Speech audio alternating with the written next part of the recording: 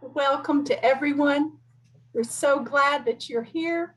Our theme today is Hope Amid the Pandemic. And I would ask for you to join me in prayer. O God of all people and time, help us listen for Christ in the voices we hear today. Help us hear with our hearts and minds that we might know your will and way for us in this moment and into the new day.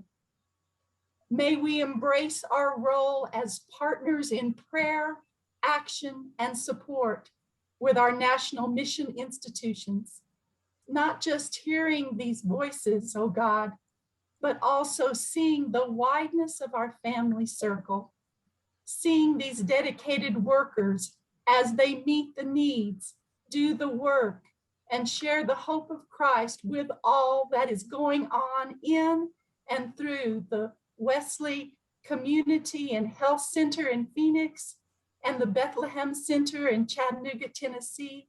Oh God, imprint their voices on our hearts that we might always know them as kin. And we ask it in the name of Christ, who hears us and helps us hear. Amen.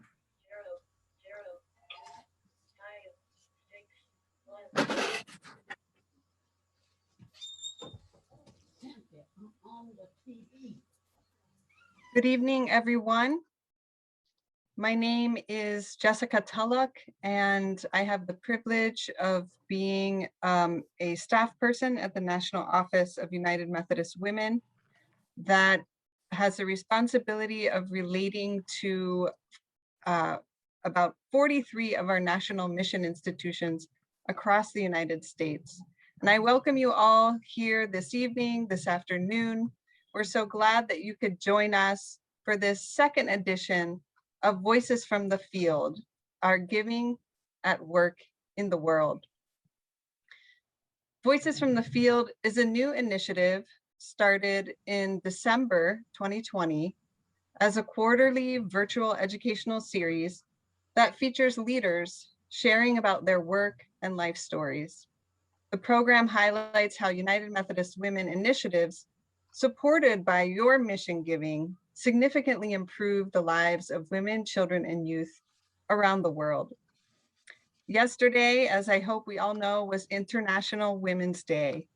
And we're so fortunate to have with us this afternoon two representatives from two of our national mission institutions to hear about the innovative work that they have been doing and how they are carrying forth the legacy of their founders, our foremothers in the Women's Home Missionary Society and other predecessor organizations of United Methodist Women. These predecessor organizations established social service programs across the United States at the turn of the 20th century and respond to the needs of marginalized and vulnerable communities, newly arrived immigrants, freed Blacks, the working poor, and Indigenous peoples. With us today is Wesley Community and Health Centers based in Phoenix, Arizona. If we could move to the next slide, please. Yes, thank you. And the Bethlehem Center in Chattanooga, Tennessee. Both of these organizations, among other national mission institutions, have continued to serve in the midst of the COVID-19 pandemic. This evening, you will hear stories of hope, of the amazing work that these two organizations have done to serve their communities throughout a global health, economic, and political crisis brought about by COVID-19. First, we'll hear from Wesley Community and Health Centers. I'll give you a brief overview of what to expect in the next hour. If we can see the agenda. We'll hear first from Wesley Community and Health Centers, and then we'll hear from the Bethlehem Center.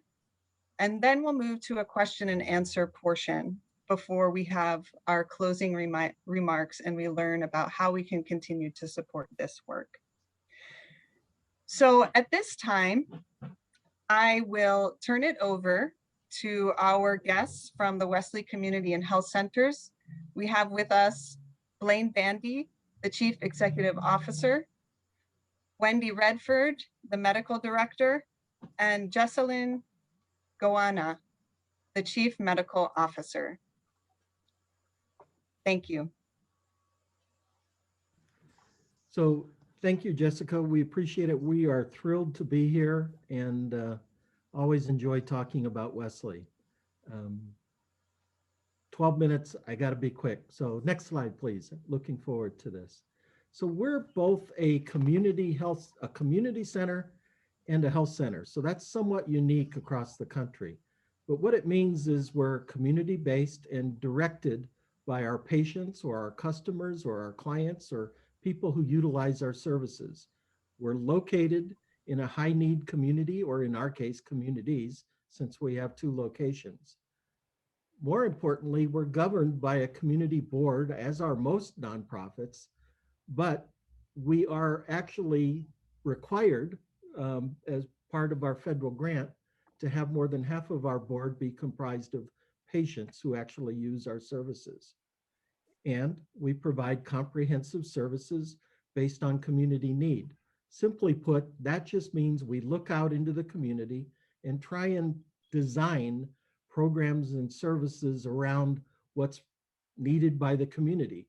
That could be anything from hours and days a week to languages to culture and the services themselves.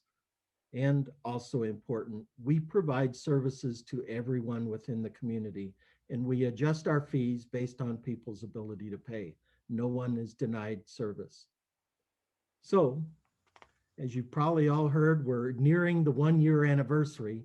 It's actually a little bit longer, but for us, in terms of when we started adjusting to COVID, if you will, that'll be next Wednesday. So March 17th of 2021 will be our 1-year anniversary. So I'm going to give you a little bit of comparison a year ago versus now. A year ago, none of the medical visits we did were telemed. They were all face-to-face.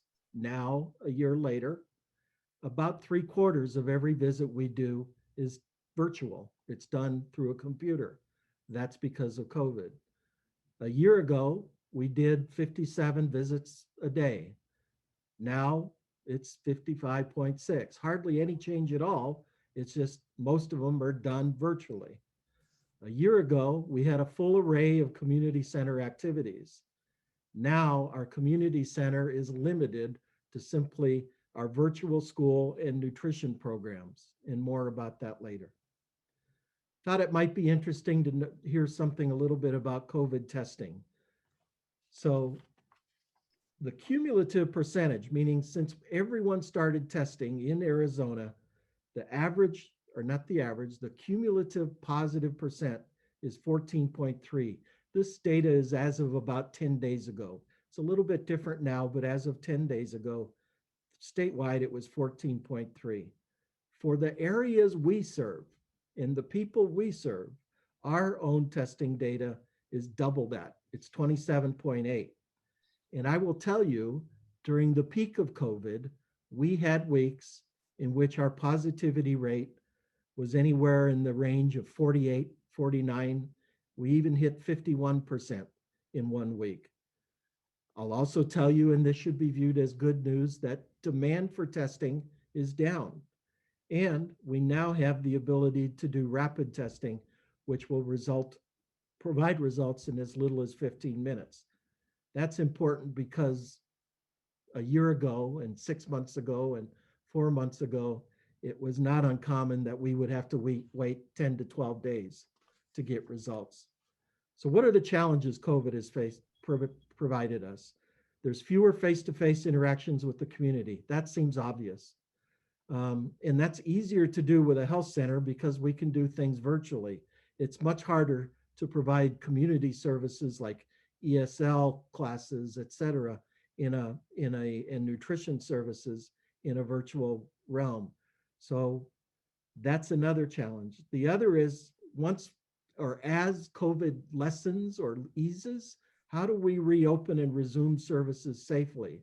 And how do we prioritize those services? How do we replace lost revenue?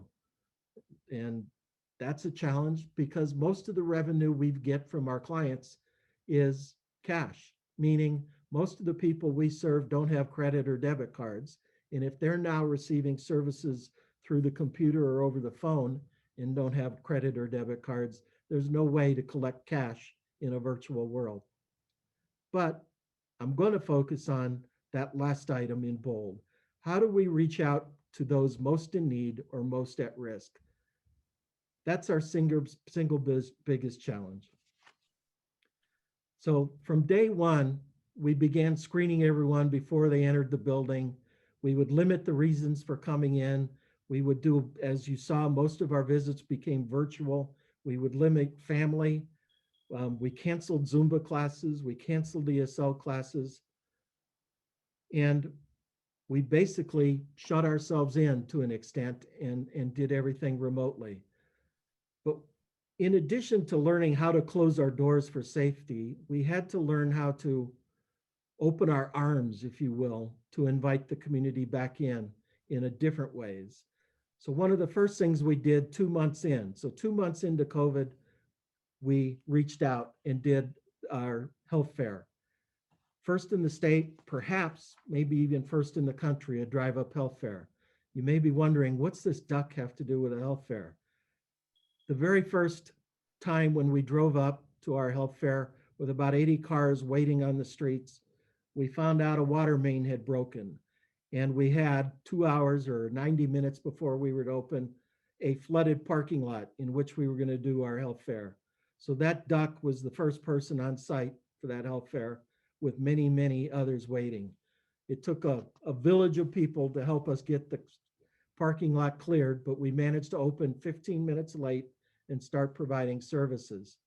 So you see on the next page, full PPE, cars drive up. We do things like blood pressure checks. So why blood pressure checks? With everything closed, people who were hypertensive weren't able to come in and get their blood pressure taken always. And places like pharmacies and grocery stores where you could go up to those little machines, those were all closed. So this was a way to help people stay informed about where they were with their blood pressure. Similarly, next slide, please. We set up a tent and kind of did a Jiffy Lube version, if you will, of healthcare, where we would provide services, referrals, and information to cars as they drove through, limiting their exposure and our exposure to COVID. But you would see here that really at its most basic, we were demonstrating we care about you. And 3 months into the, or 2 months into the COVID, that was a message that was in short supply. Next, with the success of that, we looked at doing it a nighttime event. We like to do events here. So we followed up our daytime drive-up health fair with an evening drive-up health fair that included a turkey. Why a turkey? That was to help with Thanksgiving and the shortage of food for people. So you'll see nighttime drive-up health fair with turkey. This one was about 150 people who lined up at night and went through the various tents. It was also flu season, so we were doing flu shots. You can go to the next slide, please. We were doing flu shots and again, blood pressure checks. So if you had a flu shot, we wouldn't reach into the vehicle and do that. We would have you park in a separate area and we would do the flu shots. And similarly with blood pressure checks. And the very first stop on the next slide, you'll see was where you got turkey, a frozen turkey to prepare for your family, as well as more information about services and programs that were necessary in a time of COVID. So soon thereafter, we began providing drive-up COVID testing, and later, much later, regrettably, the beginning of this calendar year, drive-up vaccines. And in the next slide, you'll see how we did drive-up testing. Staff would go out into the parking lot, 2 cars, people wouldn't have to come in. So again, limit the amount of exposure, go out, full PPE, collect a nasal swab. In the early days, that went out to another lab. More recently, we're able to do it in site and within 15 minutes give them their results so that they would know what their status was. Next slide. January 14th of this year was our very first COVID vaccine event. It was a drive-up event at our Golden Gate site. This is simply a photo to show you hours before we started. Cars again had started lining up on one street and down another and down another. And again, you see staff going from car to car, helping them with registration, answering questions, again, just showing they care. This particular event was 120 people. And here you see our staff that staffed that event. And for those of you who are interested, on the bottom row far left, that's Dr. Gayona, and the top row far left, that's Dr. Redford. We also do school. So one of the challenges around COVID was closures all over. And one of the groups that was affected early and often were kids. Kids were sent home from school. You can go to the next slide.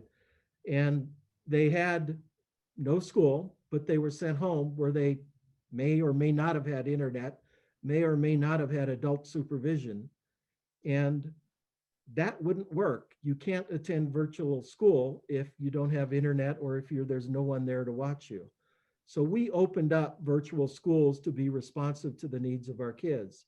You see here, 2 kids sitting at a table. That means they're siblings. A single table means that there aren't siblings at that table.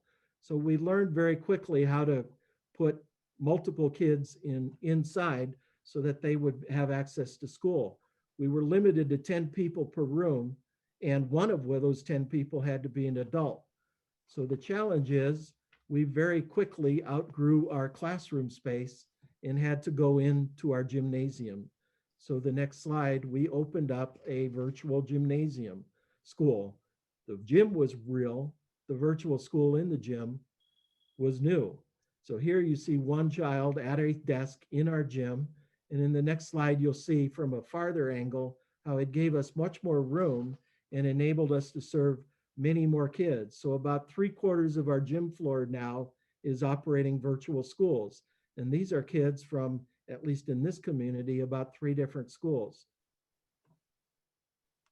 Moving on, once the weather cooled down in Arizona, for those of you not from Arizona, that's a while. But once the weather cooled down, the garden comes back online. So you can see, if we go to the next slide, we replanted our community garden, which is a benefit for the kids and a benefit for our nutrition program. If you go to the next slide, I'll tell you, I have no idea what this stuff is, but I know it looks healthy and it really is healthy. The children learn about nutrition because the children end up going into the garden and they actually see and touch fruits and vegetables that previously they had only seen frozen or in cans.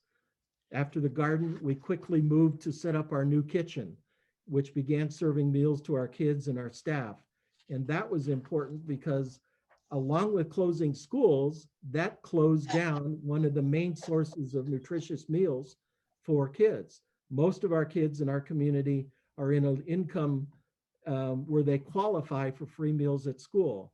Well, you close the school, there goes the meal. So we then got into the meal business for our kids attending virtual school. And we soon started providing it to our staff. If we go to the next slide. So one of the challenges we had with staff, and it's somewhat embarrassing to say, is for a brief period of time, our staff is all following COVID protocols, but they got into their head that somehow you could hop into a car at lunchtime and drive in a car to a fast food place and not be subject to COVID. We began providing meals to staff and they found it obviously much better, much cheaper, and it eliminated the exposure of staff piling into cars going out for food at lunchtime. So that was a big help internally. And we quickly started providing meals to families and to seniors at Justice Center. So on the next slide, you'll see meals that were prepared and then they are frozen and are provided to a sister agency here, Justice Center, that serves homeless people. Among the homeless people they serve is those folks who transition to housing, and as they've transitioned to housing, one of the skills that takes a while to relearn or get back is how to prepare food. After you've been living on the street, that's not always easy. So we would provide food, freeze it, they would deliver it to them, and then they could reheat it in microwaves. That is on hold temporarily as we're replacing staff in our kitchen, but we hope to get that back up and running really soon. Similarly, we also had kids who were no longer in school and no longer getting food, but they weren't in our virtual school. They were fortunate in that they could remain home, but they still needed food, and their siblings needed food, and perhaps their parents needed food. So we had drive-up food at lunchtime every day for those folks who weren't attending virtual school, but nevertheless were clients or customers of ours who still needed access to food. We've touched on a lot of things. I could do a lot more, but we're limited in time. You see here what is our year-end message to our supporters, and it pretty well sums up who we are, particularly during a pandemic. You know, in this time, we're really a voice or an advocate or a caring hand or a broad shoulder or a heartfelt embrace for a marginalized community. And I can't think of really any better job to have during a pandemic than to be in a marginalized community delivering services. We know that that support is made possible by all of you, and we are grateful that you honor us daily by allowing us to do it. Thank you very much, and I look forward to answering your questions later. Thank you so much, Blaine. That was a great presentation, and we had some questions in the chat, which our questions moderator, my colleague Hortense Terrell, is taking note of those, and we will have time after the presentation from the Bethlehem Center to address those questions. So next I have the honor of introducing Reginald F. Smith II, Executive Director of the Bethlehem Center in Chattanooga, Tennessee. And he is joined by Becky Hall, a member of the board of the Bethlehem Center, also a member of United Methodist Women, who has served in leadership positions at the district and conference levels of United Methodist Women, and also is active in Mission U as a study leader. So we're glad to have both of you here with us this evening, and I'll turn it over to you, Reginald. Thank you, Jessica. My name is Reginald Floyd Smith, and I am the Executive Director at the Bethlehem Center. We are an organization based out of Chattanooga, Tennessee, and we can advance to the next slide here. We're, like I said, we're based out of Chattanooga, Tennessee, a nice little town nestled right on the Tennessee-Georgia border in the southeast corner of Tennessee. I always like to say that our organization serves in a city where you really truly have a tale of two cities. About 27% of our city's residents live below the poverty line. Of that number, about 42%, or excuse me, of that community, women head about 2/3 of the city's, poorer households, and about 42% of its children are poor. We can advance to the next slide. But we are an organization that really traces our roots back to 1920.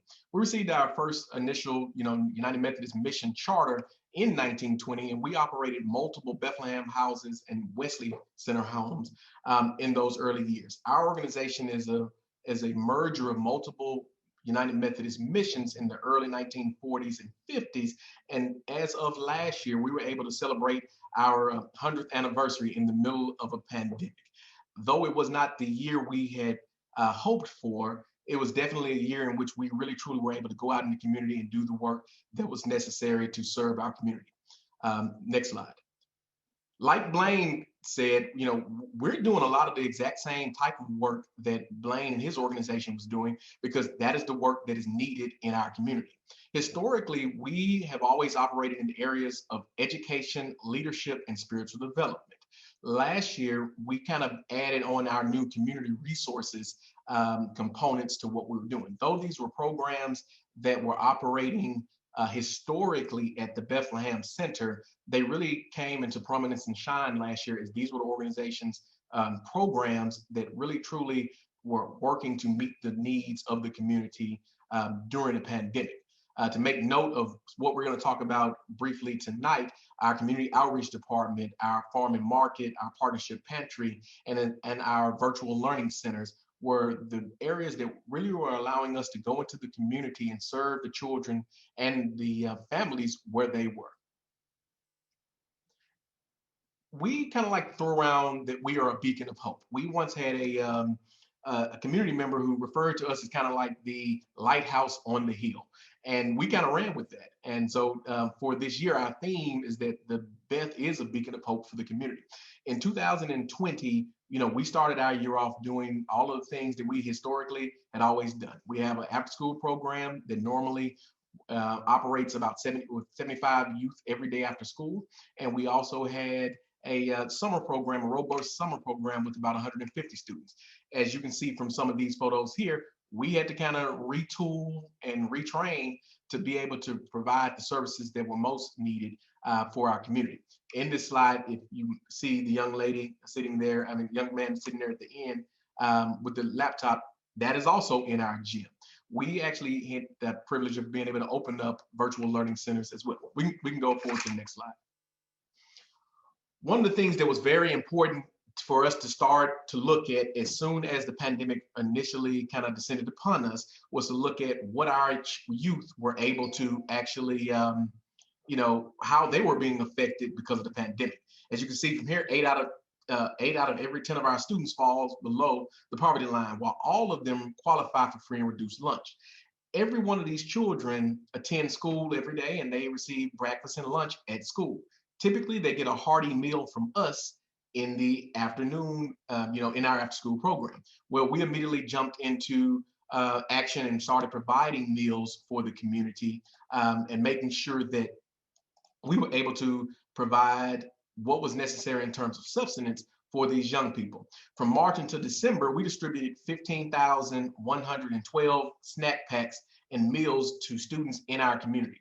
Now, we partnered with our local school system, our Hamilton County Department of Education, to make sure that the individuals that we were serving were not just our school students at the Bethlehem Center and our programs, but also area youth that we may have access to where the school system did not necessarily be able to, provide what they were looking to provide.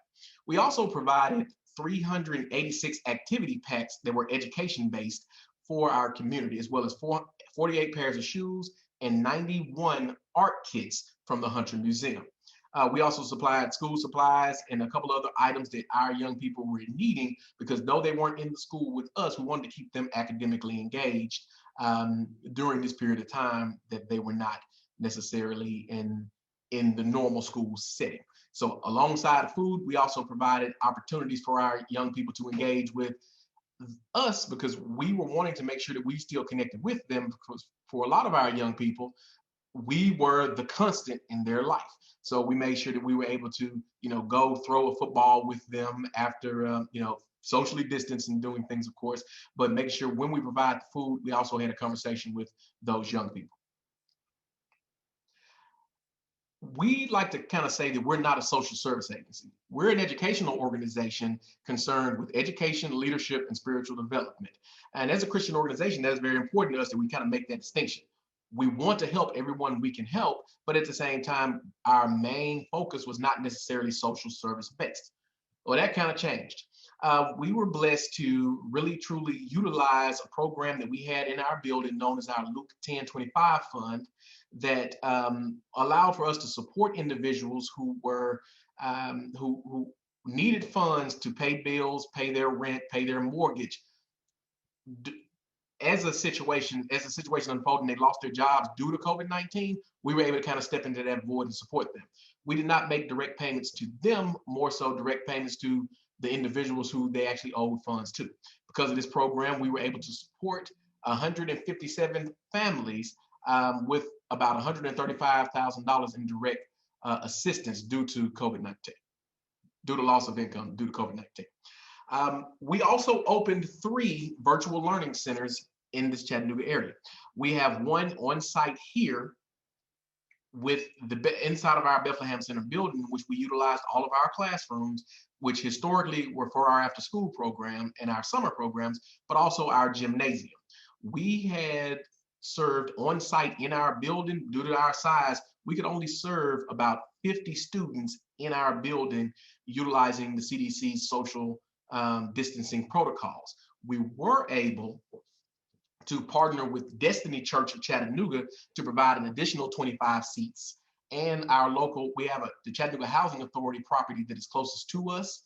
We were able to acquire another 12 seats there to be able to serve our young people Monday through Friday from 8 a.m. to 3 p.m.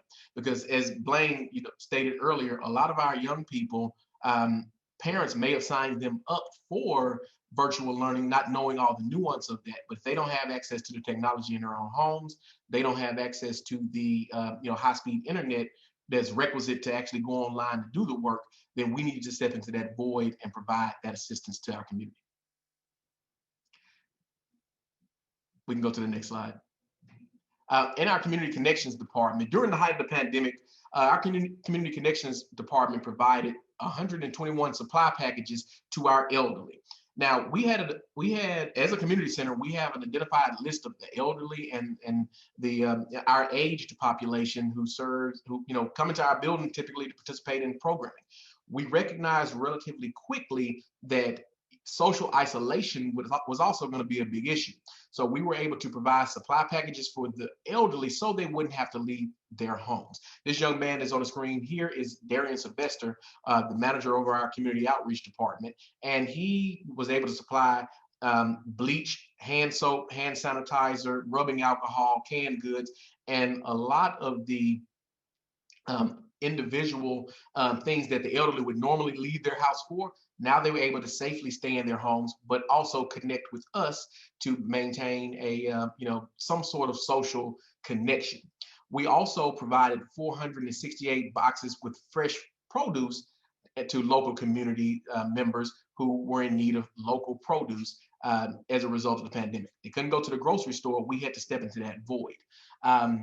We also provided during that community connection time for Thanksgiving 100 family boxes containing turkeys, green beans, corn, mashed potatoes, and all of that. The farm and market. We recognized very early on that our youth could not come in our building. We too had a community garden that we created. We kind of doubled down on our community garden because we recognized that the area of town that we're in, Alton Park, has some of the highest rates of obesity and chronic disease in our region. Now, ironically, we're one zip code over from where you have the best health disparities in the state of Tennessee. So we wanted to make sure that now that we know this information, how can we utilize everything that's going on as well as what is happening with the pandemic and make sure that we can definitely do something positive. So next slide. We identified that we needed to figure out ways to correlate the diet that people in South Chattanooga were accustomed to, and figuring out how to utilize our community garden in a better way. We reached out to some agency partners, and we created our farm and market. Our farm and market now has expanded to the point to where we actually have close to 7,000 square feet of actual farm space. We applied for a federal farm license, and now we grow more produce than we literally can give away. We did utilize about 20% of what we sell, what we grow, we sell to the community at large. We're able to accept EBT and SNAP benefits, but about 30% of what we grow, we give to the local Chattanooga Community Kitchen. The local Chattanooga Community Kitchen is our homeless shelter here and our homeless kitchen. We also give 30% of what we grow to the Metropolitan Ministries around town, which is a large metropolitan organization that works with, and it's a collaborative of multiple different faith-based and Christian organizations that work with the people most in need. So we utilize the resources that God has given us and make sure we can give back to our community in an abundant manner. As well as, since we can't have kids come into the building, we actually have them working and learning outside in our farm area. During the height of the pandemic, these pictures from last fall, we were able to actually have a market in which we can bring in community vendors as well as sell our produce, but have a way to actually engage our community. I did see a question that was kind of popped up in the chat there about where the funding from the Luke 1025 fund came from. We were blessed. Though we're not a United Way agency, there was a large donation made to United Way, and because of our standing in the community and our access to a population of individuals who really truly needed support, United Way actually, through their Restore Hope Fund, reimbursed us for the money that we were able to put out into the community. So it went through the United Way's vetting process, and we're actively now seeking funds from local community foundations who will continue to support this work, because this work is continuing to move and continue to be ongoing.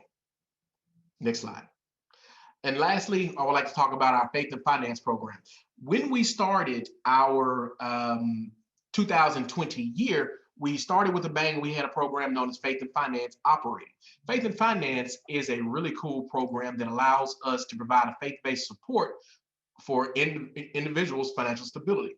Over a period of 12 weeks, participants worked on setting savings goals, living simply, managing debt, preparing for emergencies, opening bank accounts, and creating and sticking to budgets, and a whole lot more. We partnered with a few local churches and a few local banks to make sure that we can truly do the work that we need to do using the Faith and Finance curriculum to teach our community about how God wants us to think about and utilize our concept of money. In the middle of this pandemic struck, we actually had to take that program online. We were blessed that the vast majority of individuals finished the course in the first cohort, and we were able to launch a second cohort in which we were able to, over the course of 2020, graduate 10 graduates from this program. Once the program actually ended, we were blessed to be able to actually have virtual graduation ceremonies in which we created videos of people speaking about what they learned, and it was really, really a wonderful opportunity for us to continue to engage our community. Especially during a period of time where now people are getting refund checks from the government in terms of stimulus.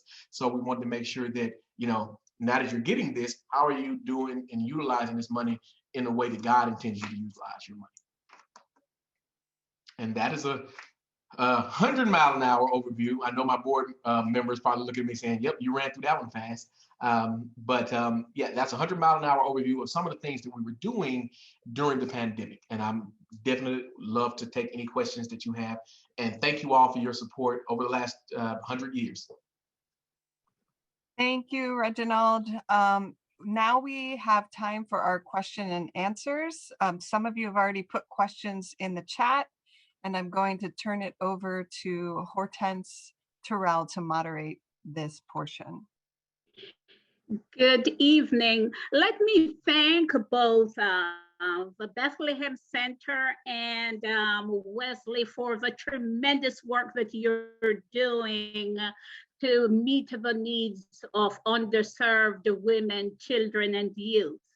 And our members have some questions for you. I will begin with the Wesley. The first question is, what are those white packages being distributed under the tents with the drive-through cars? So there were probably one of two things, meaning both of these were available. So I'm not sure what they were referencing in the photo. The last item in the photo was white on top, and then I believe yellow or perhaps red or different colors on the bottom. That was a plastic vegetable steamer. So it allowed them to take vegetables and steam them in the microwave for obvious nutritious reasons. The one preceding that would have been a bag that would be handed out to cars with young children in them, and that would have been from the WIC program. It would provide them information about WIC and samples of formula, et cetera. So it's one of those two things that the questioner was referencing. Okay, thank you. The second question is, how many virtual students did do you serve? So the number varies, and I will tell you that the number hopefully is about to go down because our governor has ordered as of the 15th that schools will reopen. So they'll do that gradually. But at our highest point, we had about 40 kids in our gymnasium virtual school. We're now anywhere, and it varies from day to day, just like any school. You have kids who are sick or parents who are away. So it varies from 28 to about 32 daily presently. Thank you. And there is a third. Sure. How many lunches per day do you serve? So that too varies depending on the program we're talking about. So for the students, it's equal to the number of students. So for the virtual students or the students attending virtual school at our facility. So that's about 30 a day for those.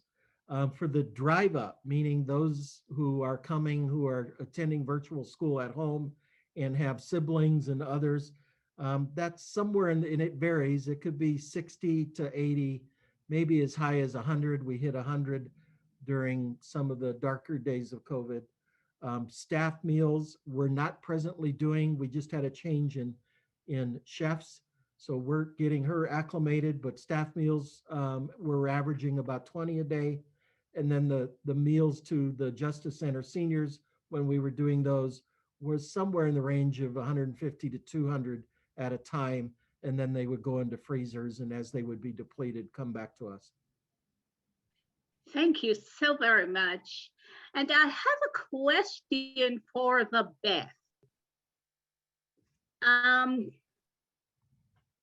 You've mentioned that the Best Virtual Learning Program. Mm-hmm. Tell us about your volunteer opportunities. What can our members do to support your extraordinary work? All right, so our volunteer opportunities, we're just now getting back to where we're actually allowing volunteers in the building. But with our virtual learning centers, we don't really have volunteers operating in that program per se. We were blessed to receive some funding from the federal government in order through the CARES Act to actually hire teachers for that. But as we kind of revamping to really fully reopen our agency, we definitely still need volunteers to help us with the farm and markets on Saturdays, as well as in the after school program. Historically, we utilize individual churches to come in, once a day, or not, once a week during our after school program. Like, let's say we would have Christ United Methodist Church come in on a Monday. And, but with a lot of our United Methodist Women organizations being a little older, a lot of those programs have not started coming back just yet. While we do have a robust after school program starting back, we're definitely wanting volunteers to come in and kind of just be around and work with our young people. As far as our community outreach opportunities, we're loving to bring people back into the building and engage them. We do have elderly that we're still calling. So we actually had a couple of people come in this week that said, hey, do you need any help with the calling of the elderly, just to kind of touch base and make sure that everything is going good with them. That sounds more like a community service type of call saying, hey, do you really need anything? What really tends to take place is people call our elderly community members and literally just talk to them, because people need to talk to people. So that's kind of where we're using our volunteers right now. We have a very robust volunteer program normally, but with COVID-19, we just don't have that many people coming in the building. But I always like to say, if you come by or if you want to participate, if you're in our area, because I know this is a nationwide call, but we'll find something for you. We'll definitely engage you and love to have you in the building and figure out a way to connect you with the great work that we're doing here. Great, thank you so very much. I have one final question, and this is for anyone who wants to grab this one. If you had 15 minutes to speak with your elected representatives during this period of coronavirus, what are the urgent needs that you would flag? Okay, Blaine pointing at me. This is actually, I've actually had some of these conversations to talk to some of our elected representatives. Number one, I think a lot of emphasis goes directly to right now, you know, we're watching politically people talking about the stimulus check type of situation. As community organizations, I think sometimes we function better. And I hate to say this, but and I go back to, I was struck by a couple of years ago when I first went to my first National Mission Institution executive director training with the United Methodist Women. We were pretty much told, and I've been running with this ever since I heard this, spoke to me this way. But as national mission institutions, we should always remember that we're here for such a time as this, right? Whatever that this is. Well, over the course of the last year at the Bethlehem Center, we literally were put in place, and all I kept thinking was, you know what, God has me here to do this now.